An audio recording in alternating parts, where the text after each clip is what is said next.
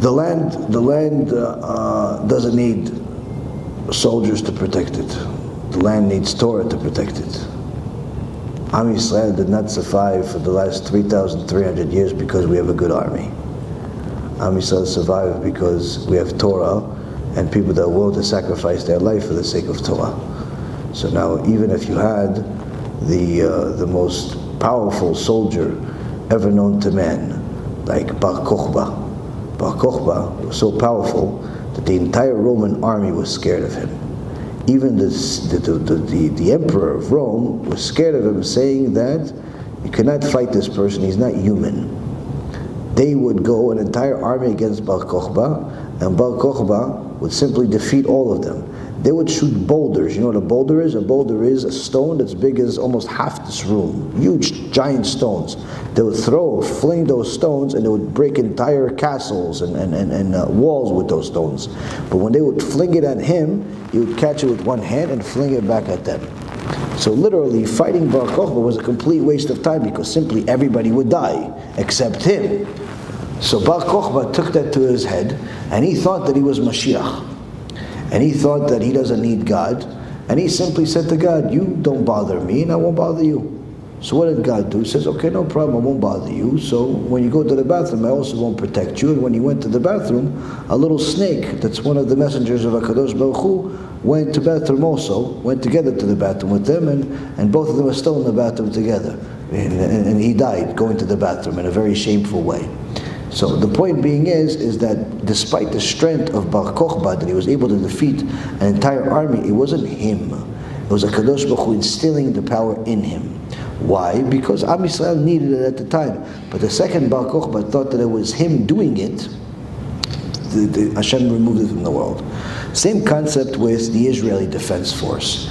The Israeli Defense Force has a job. You need to have some type of army, because if you don't have any type of army, especially in a world like today, the enemy will just run wild. The problem is not that the army in itself. The problem is multiple-fold. Number one, too many people, including religious Jews, put too much value in the army, forgetting that the only reason why the army ever won anything is because HaKadosh Baruch Hu allowed it to happen. It's not because the Israelis are smarter, it's not because the Israelis have better weapons, it's not because they're better fighters, it's not because of any of that. It's because HaKadosh Baruch Hu runs the world. He decided to allow them to win.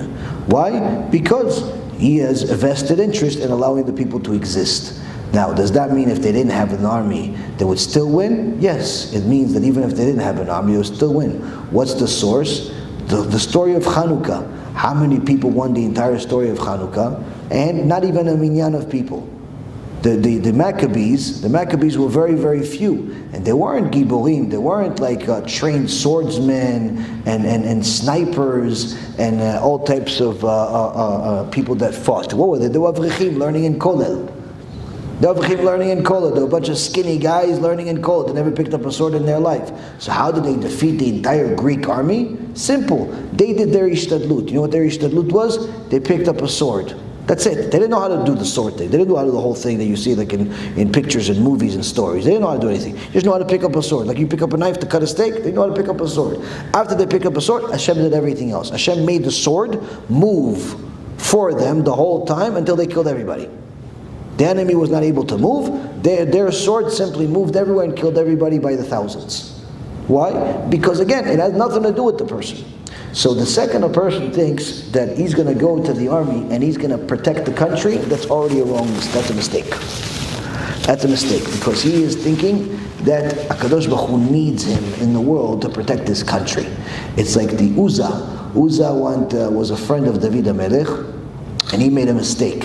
What was his mistake? The Aron HaKodesh, they were traveling, the Aron HaKodesh he thought that it was about to fall. So he touched it to make sure that it doesn't fall. What happened to him? Hashem killed him on the spot. Why? You think that you need to lift my Sefer Torah? You think I need you to lift my Aron HaKodesh? The Aron HaKodesh lifts itself. The second you thought that HaKadosh Baruch Hu needs you, that's when a person loses their right to live. So the second a person thinks that if he goes to the army, he's going to protect the people, that already puts him in danger. It's better that he doesn't go. That's number one.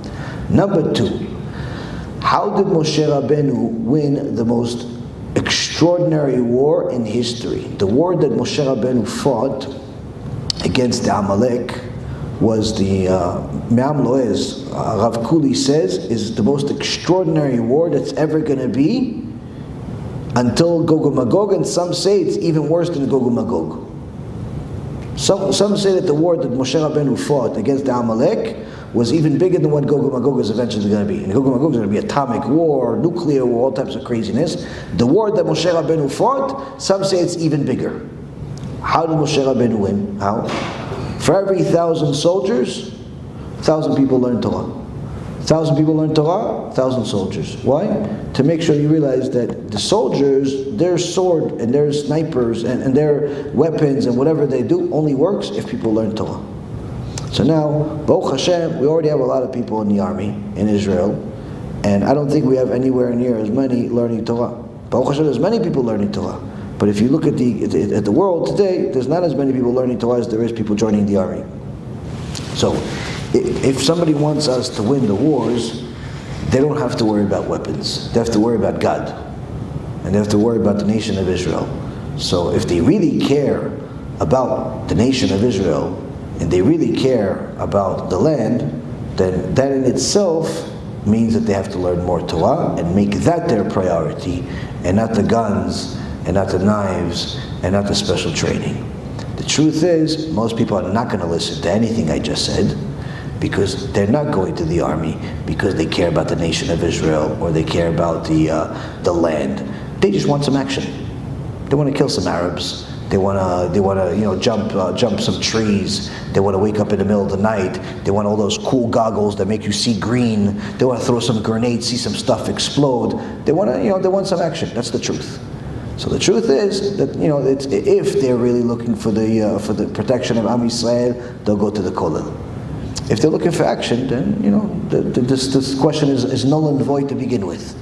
So that's the thing. So a person needs to know that it's a mitzvah to learn Torah, but it's not always a mitzvah to be a soldier. It's not always a mitzvah to be a soldier. Sometimes it is, but not always.